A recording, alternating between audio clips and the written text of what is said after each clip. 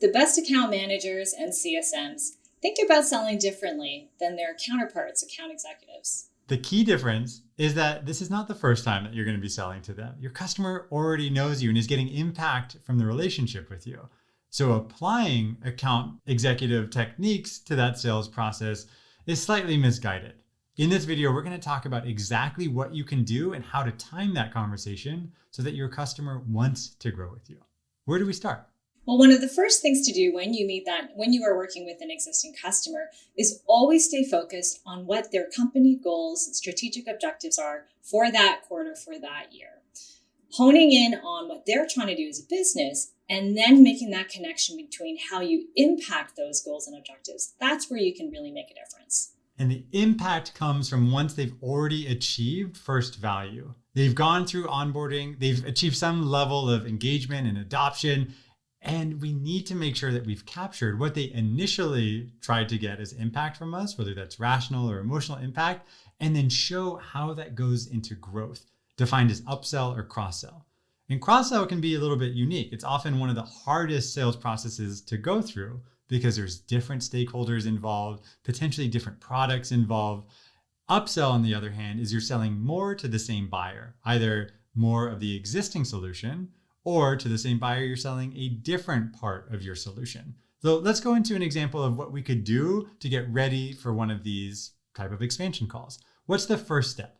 The first step is really honing in on what impact the customer has already achieved using your solution.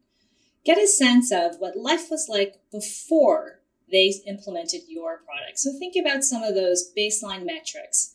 Even better, have benchmarking. Customers like to know how they stack against their competitors. And if you have those initial baseline details from when they started working with you and what they were trying to achieve, it's so refreshing to go back to somebody that knows your business and just sets the stage. So you can do that by starting off with an ACE or a call opening, confirming spiced.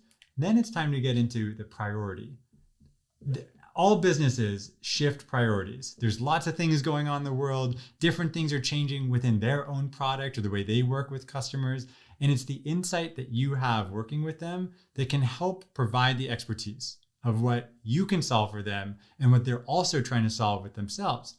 And the best part is they might not even know all the cool stuff that you can do together because you've been working on some things behind the scenes. So as you approach that expansion conversation, what do you need to get ready for in order to enhance some of that dialogue?